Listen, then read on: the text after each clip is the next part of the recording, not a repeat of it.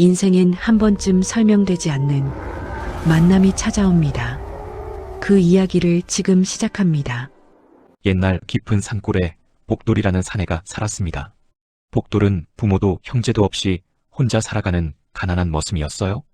그는 매일 남의 집 일을 해주고 푼돈을 받아 겨우 끼니를 이어갔습니다. 어느 가을날 장터에서 부유한 상인 김주사가 일꾼을 찾고 있었어요. 잣방울을 많이 따는 만큼 품삯을 주겠네. 하루 품삯기 쌀 한 마리니 열심히 하면 되네. 김주사의 말에 복돌은 기쁜 마음으로 일을 하겠다고 했습니다. 쌀 한 마리면 보름은 먹고 살 수 있는 귀한 양이었거든요. 복돌은 이른 새벽부터 깊은 산속으로 들어갔습니다. 산은 고요했고 안개가 자욱하게 깔려 있었어요. 오늘은 꼭 많이 따서 쌀을 넉넉히 받아가야지. 복돌은 마음속으로 다짐하며 큰 잣나무를 올랐습니다. 나무는 높고 가지가 많아 잣방울이 주렁주렁 달려 있었어요. 복돌은 조심조심 가지를 타고 올라가며 잣방울을 땄습니다. 하나, 둘, 셋. 광주리가 점점 무거워졌어요. 이 정도면 쌀 한 말은 넉넉히 받겠구나. 복돌은 흐뭇한 마음으로 더 높은 가지로 올라갔습니다. 그런데 그때였습니다. 발을 디딘 가지가 뚝 소리를 내며 부러지기 시작했어요. 아, 안 돼. 복돌은 다른 가지를 붙잡으려 했지만 이미 늦었습니다. 몸이 공중으로 떠올랐다가 그대로 아래로 떨어졌어요. 복돌의 비명이 산속에 울려 퍼졌습니다. 쿵. 복돌은 바닥에 세게 부딪혔고 정신을 잃고 말았어요. 얼마나 시간이 흘렀을까요? 복돌은 어디선가 들려오는 이상한 소리에 정신을 차렸습니다. 끼, 끼, 크르릉. 그것은 동물들의 울음소리였어요. 복돌이 천천히 눈을 떴을 때 그의 심장은 얼어붙는 것 같았습니다. 어둑어둑한 숲속에서 여러 쌍의 노란 눈이 그를 노려보고 있었거든요. 늑대였습니다.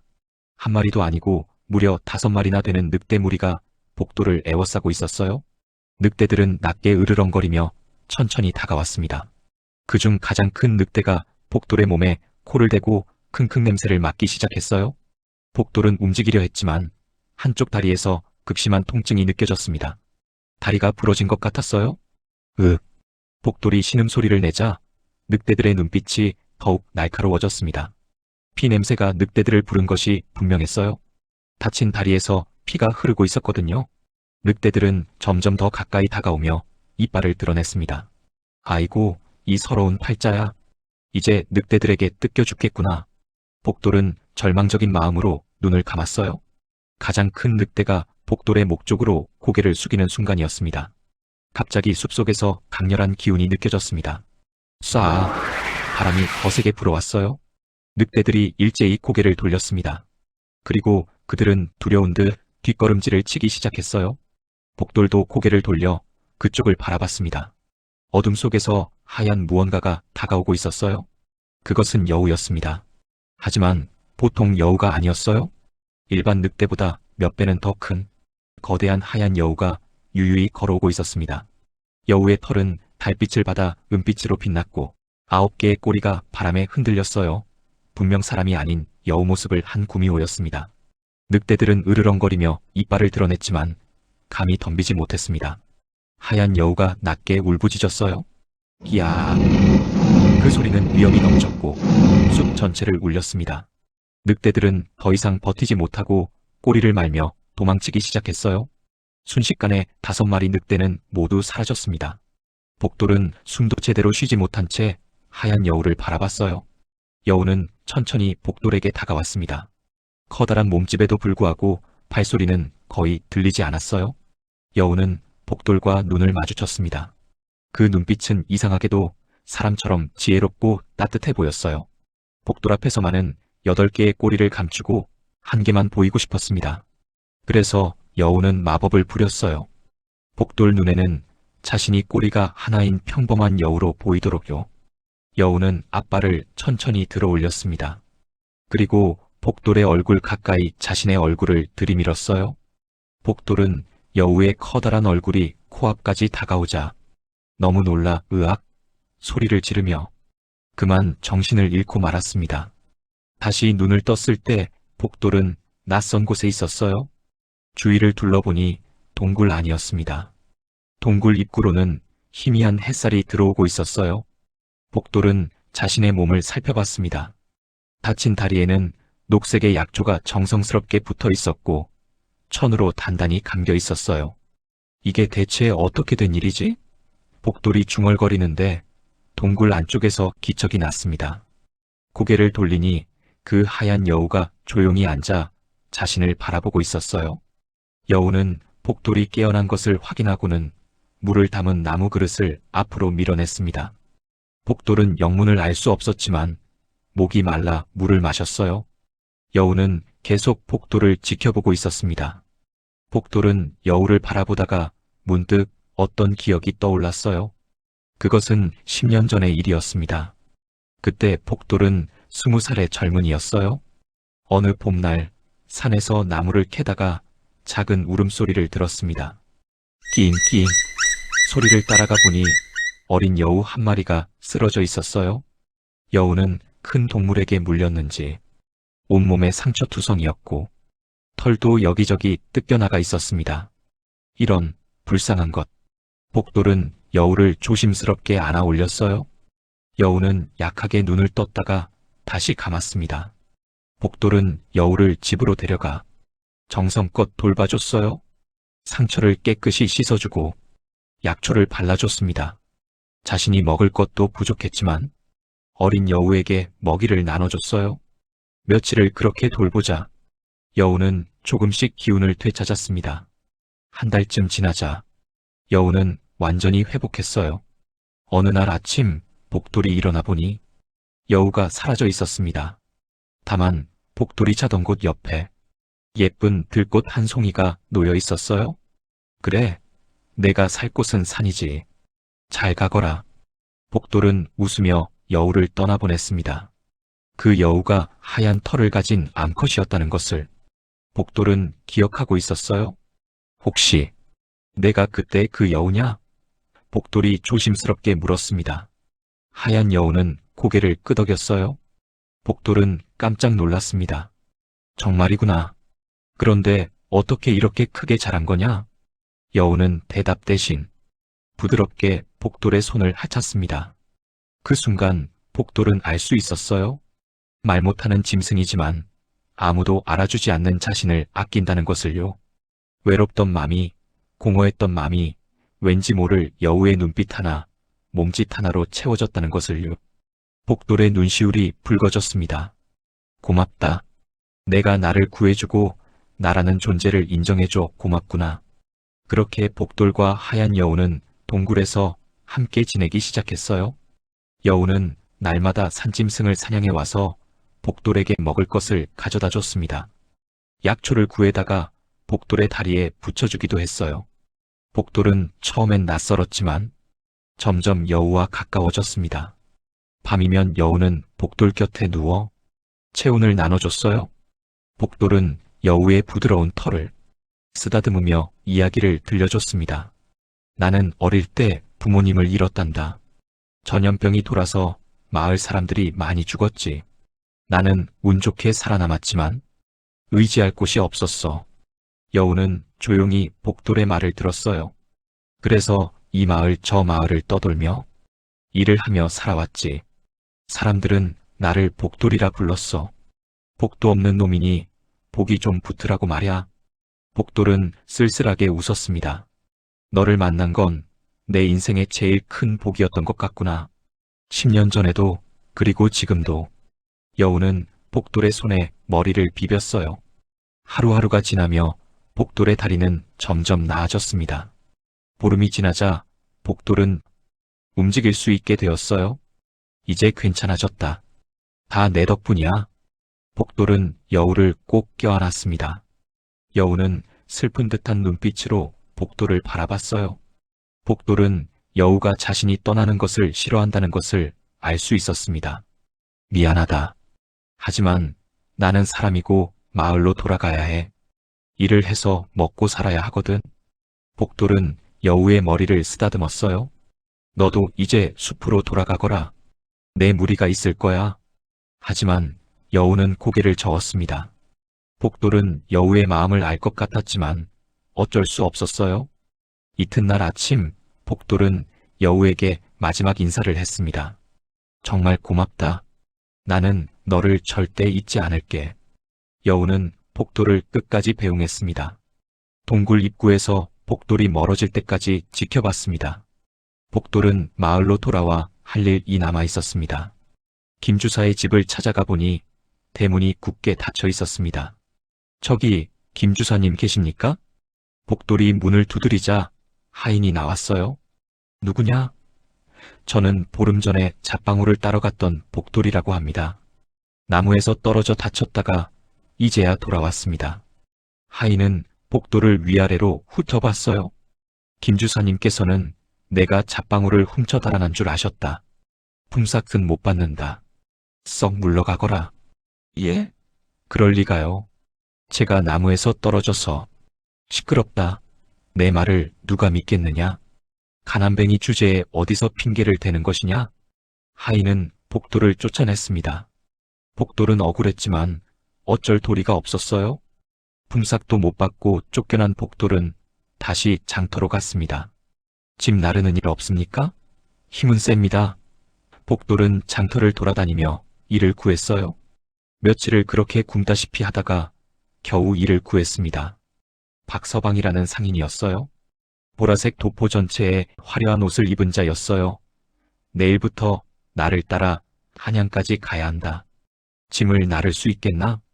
예, 물론입니다. 복돌은 기쁜 마음으로 대답했어요. 다음 날부터 복돌은 박서방을 따라 길을 나섰습니다. 무거운 짐을 지고 산을 넘고 물을 건넜어요. 나흘을 걸어 어느 마을에 도착했습니다. 여기서 하룻밤 묵고 가자. 박서방은 여관을 잡았어요. 복돌은 짐을 내려놓고 마당에 앉아 쉬었습니다. 박서방은 방에서 쉬고 있었어요. 그런데 이튿날 아침 난리가 났습니다. 도둑이야, 도둑. 박서방이 소리치며 나왔어요. 내 귀한 물건이 없어졌다. 옥놀이개가 사라졌어. 사람들이 모여들었습니다. 박서방은 복돌을 가리키며 소리쳤어요. 이놈이 훔쳤을 게 틀림없어. 이놈밖에 없었단 말이야. 아, 아닙니다. 저는 훔치지 않았습니다. 복돌은 황급히 부인했어요. 거짓말 마라. 내가 아니면 누가 훔쳤겠느냐. 박서방은 복돌의 가방을 뒤지기 시작했습니다. 그런데 놀랍게도 복돌의 짐 속에서 옥놀이개가 발견되었어요. 역시 내 놈이 훔쳤구나. 아, 아닙니다. 저는 정말 모릅니다. 누가 제 짐에 넣은 것 같습니다. 복돌은 필사적으로 항변했지만 아무도 믿지 않았어요. 사람들은 복돌을 둘러싸고 손가락질을 했습니다. 저런 도둑놈을 봤나? 가난한 놈이 남의 것을 탐내다니? 관가에 넘겨야 해. 박서방은 복돌을 관가에 넘기지 않았어요. 대신 자기 집으로 끌고 갔습니다. 내 놈이 훔친 것이 얼마짜리인 줄 아느냐? 은자 100냥은 좋게 되는 물건이다. 정말 아닙니다, 서방님. 제발 믿어주십시오. 시끄럽다. 너 같은 가난뱅이가 평생 모아도 못 갚을 돈이다. 대신 내 목숨으로 갚아라.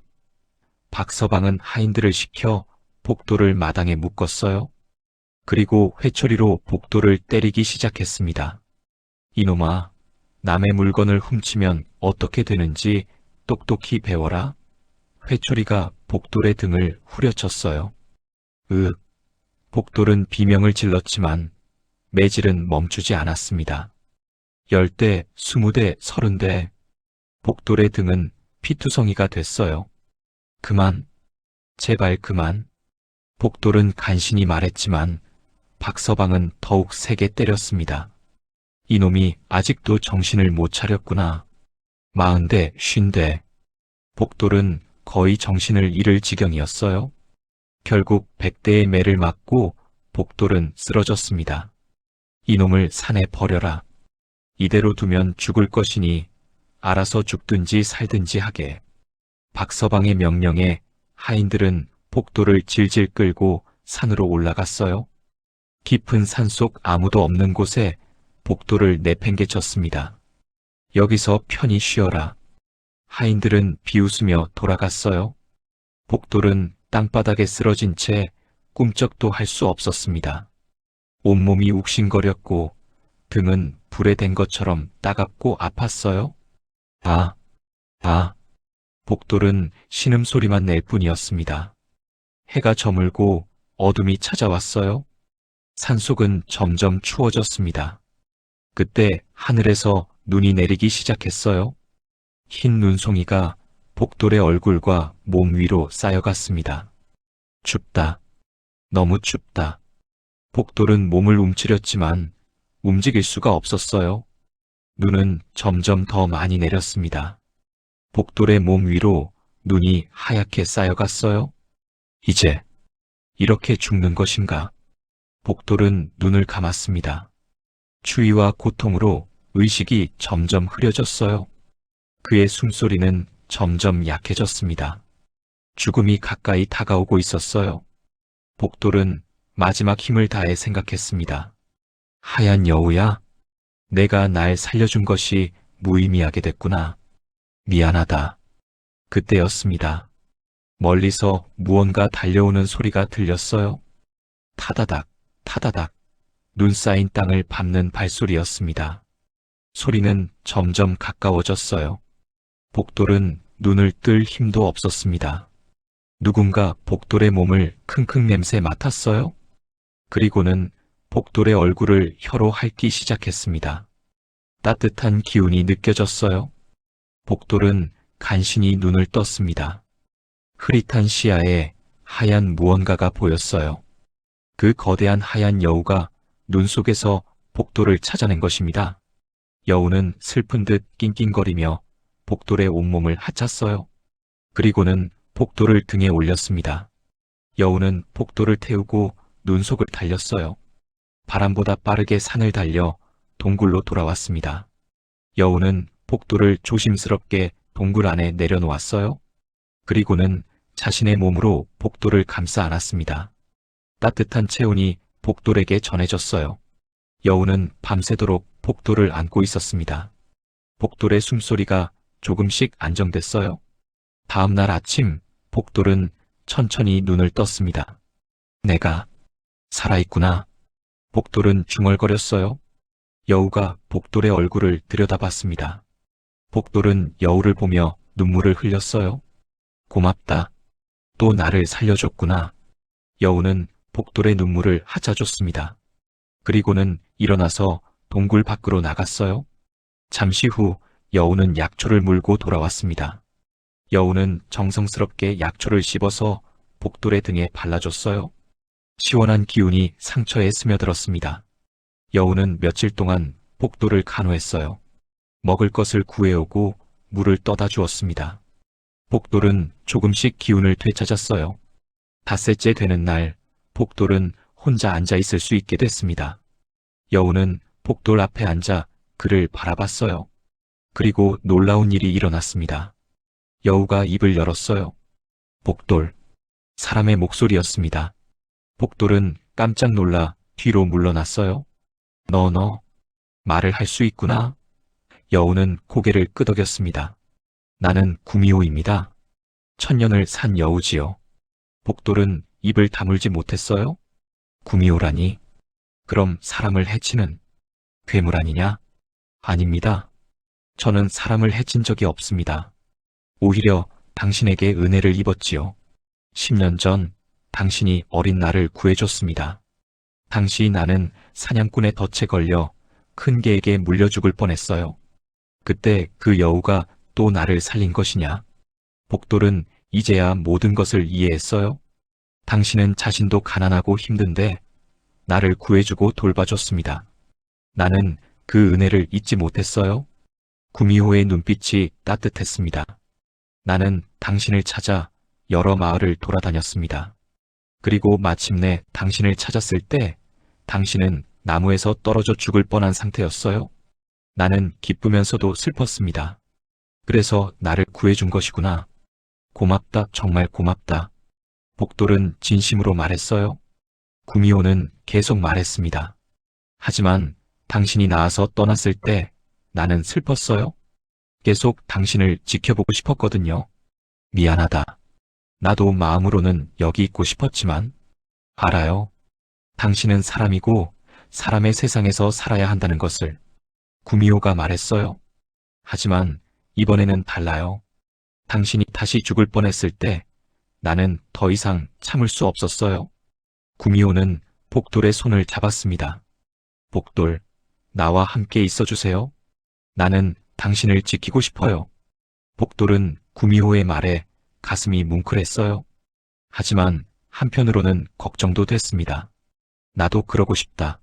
하지만 나는 사람이야. 언젠가는 사람들 사이로 돌아가야 해. 안 돼요? 구미호가 소리쳤어요. 사람들은 당신을 도둑으로 몰았어요. 매를 때려 죽이려 했고요. 그런 사람들에게 왜 돌아가려는 거예요? 그래도 복돌이 말하려는데 구미호가 말을 이었습니다. 나는 당신의 억울함을 풀어주고 싶어요. 누가 진짜 도둑인지 밝혀내고 싶어요. 내가 어떻게? 나는 구미호입니다. 사람의 마음을 읽을 수 있고 진실을 알아낼 수 있어요. 구미호의 눈빛이 결연했습니다. 복돌은 잠시 고민했어요. 그리고 천천히 고개를 끄덕였습니다. 알았다. 내가 그렇게까지 말한다면 고마워요, 복돌. 구미호는 기뻐하며 복돌을 껴안았어요. 며칠 후 복돌이 완전히 회복되자 구미호는 밤에 마을로 내려갔습니다. 구미호는 박서방의 집 근처를 어슬렁거렸어요. 밤늦게 박서방의 방에서 불빛이 새어나왔습니다.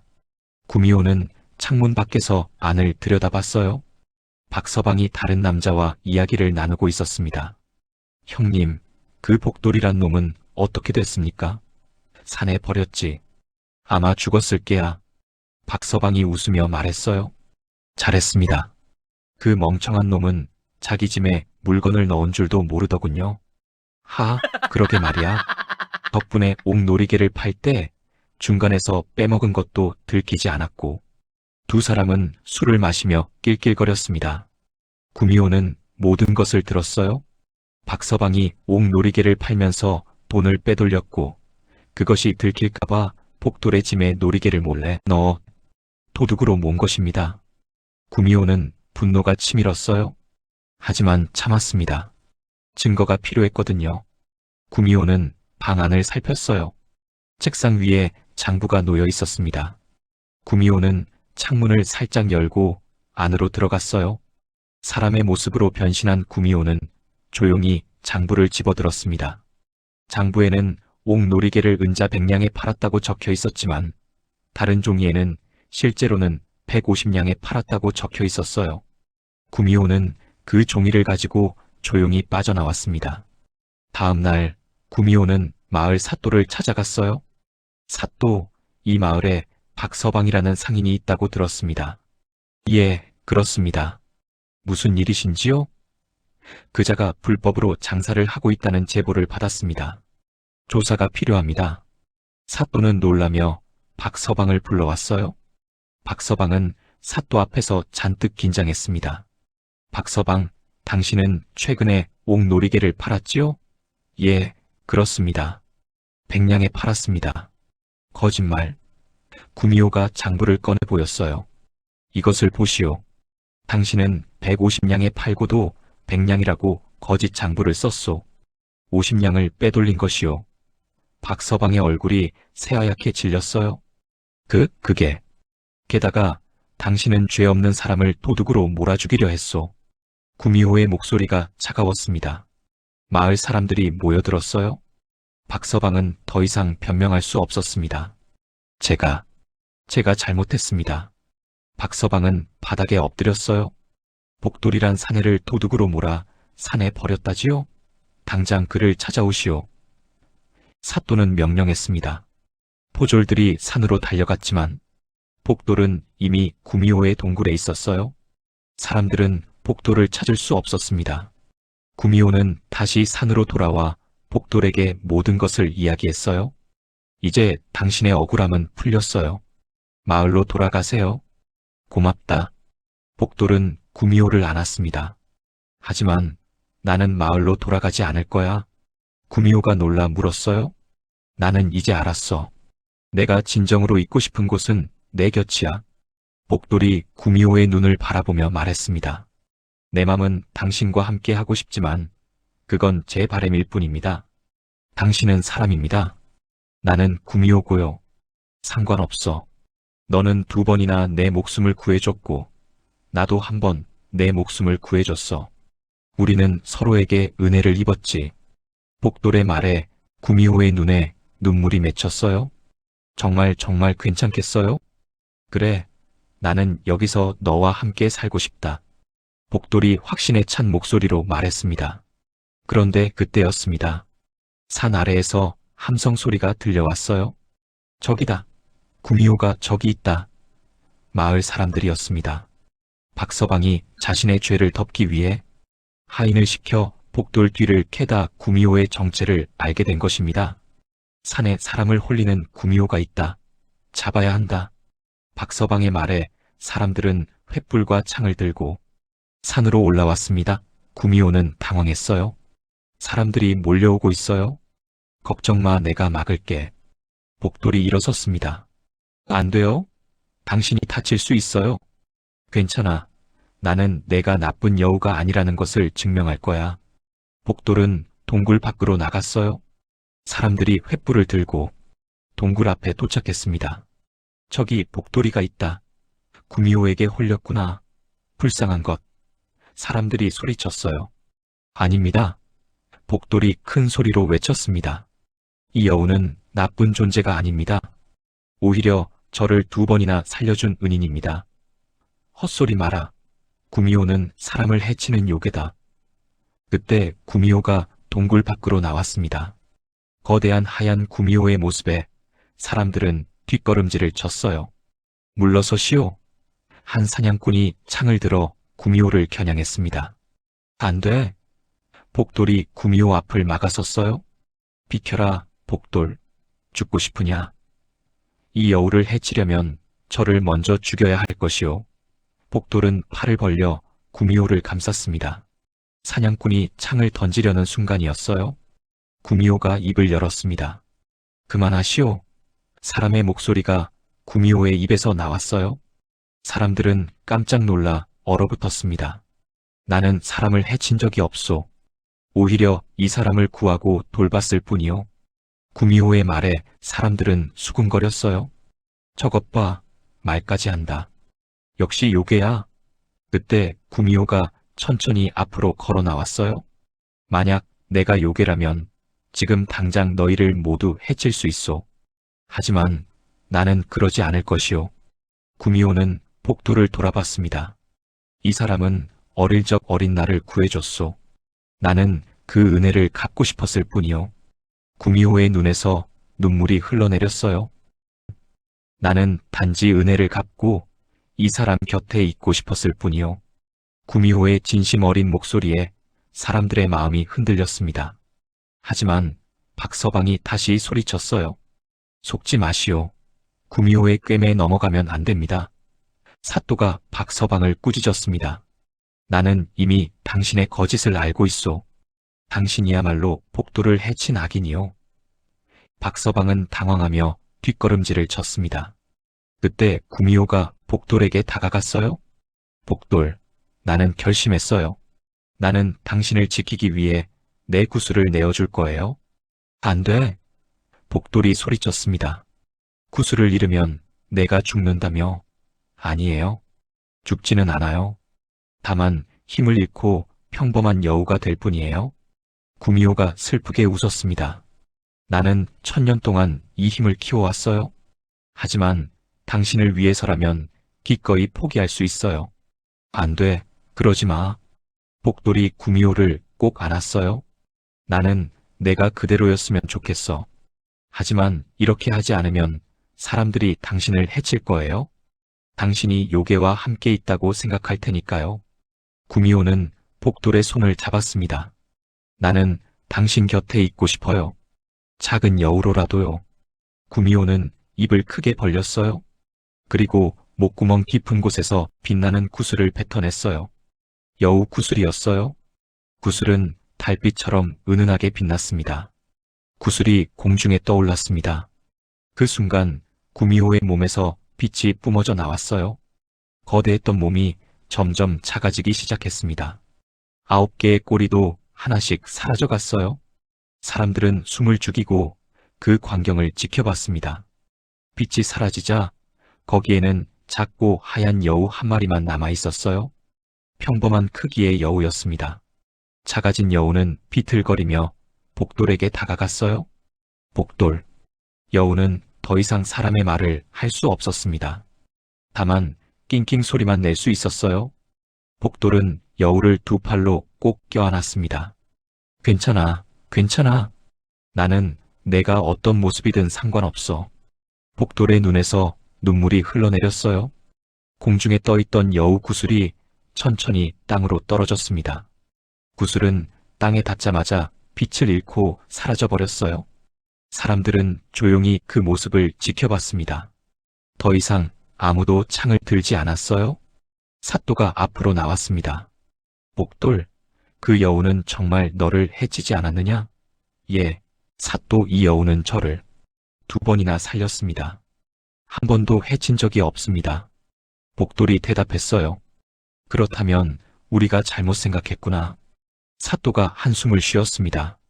박서방, 당신이야말로 죄를 지었소. 내일 관가로 가서 벌을 받도록 하시오. 박서방은 고개를 떨구며 끌려갔어요. 사람들은 하나둘 산을 내려가기 시작했습니다. 복돌과 작은 여우만 산꼭대기에 남았어요. 여우는 복돌의 품에 안겨 조용히 숨을 쉬고 있었습니다. 미안해. 나 때문에 내가 힘을 잃었구나. 복돌이 눈물을 흘리며 말했어요. 여우는 고개를 저었습니다. 복돌은 여우를 안고 일어났습니다. 그리고 깊은 산속으로 걸어 들어갔어요. 사람들의 눈이 닿지 않는 곳, 조용하고 평화로운 곳으로요. 복돌은 그곳에 작은 오두막을 지었습니다. 비록 작고 초라했지만 따뜻한 집이었어요. 둘은 서로를 의지하며 평화롭게 지냈어요. 밤이면 복돌은 여우를 품에 안고 잠들었습니다. 여우의 따뜻한 체온이 복돌을 감싸주었어요. 복돌은 여우에게 이야기를 들려주곤 했습니다. 있잖아. 나는 평생 외로웠어. 가족도 없고 친구도 없었지. 하지만 이제는 외롭지 않아. 내가 있으니까. 여우는 복돌의 손에 머리를 비볐습니다. 너도 외로웠었니? 천년을 혼자 살면서? 여우가 작게 낑낑거렸어요. 이제는 우리 둘 다 외롭지 않아. 서로가 있으니까. 복돌은 여우를 꼭 안았습니다. 계절이 바뀌었어요. 겨울이 지나고 봄이 왔어요. 산에는 꽃이 피고 새들이 노래했습니다. 봄바람이 상쾌하게 불어왔습니다. 어느 날 산 아래 마을에서 나무꾼이 산에 올라왔어요. 나무꾼은 깊은 산속에서 복돌과 하얀 여우를 목격했습니다. 복돌은 여우와 함께 웃으며 걷고 있었어요. 여우는 복돌의 발치에서 장난스럽게 뛰어다니고 있었습니다. 나무꾼은 그 모습을 보고 놀랐어요. 하지만 두 존재가 너무나 평화롭고 행복해 보여서 방해하고 싶지 않았습니다. 나무꾼은 조용히 물러나 마을로 돌아갔어요. 마을에서 사람들이 물었습니다. 산에서 무엇을 봤나? 아무것도 보지 못했습니다. 나무꾼은 거짓말을 했어요. 그는 복돌과 여우의 평화를 지켜주고 싶었던 것입니다. 하지만 가끔 다른 사람들도 산에서 복돌과 하얀 여우를 목격했어요. 그들은 마을로 돌아와 이야기했습니다. 복돌이라는 사내가 하얀 여우와 함께 살고 있대요. 그 여우가 바로 구미호였다던데 힘을 잃고 작아졌다고 해요. 둘이 정말 행복해 보이더라고요. 서로를 의지하며 살고 있어요. 이야기는 마을에서 마을로 퍼져나갔습니다. 사람들은 복돌과 여우의 이야기를 듣고 감동했어요.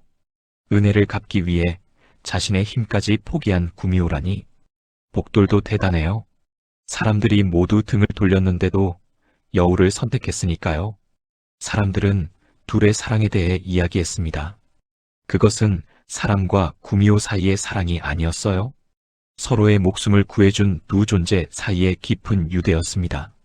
은혜와 보답, 그리고 진실한 마음이 만들어낸 아름다운 관계였어요. 세월이 흘렀습니다. 복돌의 머리에는 흰머리가 섞이기 시작했어요. 여우도 나이가 들어 조금씩 느려졌습니다. 하지만 둘은 여전히 함께였어요. 복돌이 아플 때면 여우가 곁을 지켰고 여우가 지칠 때면 복돌이 돌봐줬습니다. 어느 겨울날 복돌은 심하게 아팠어요.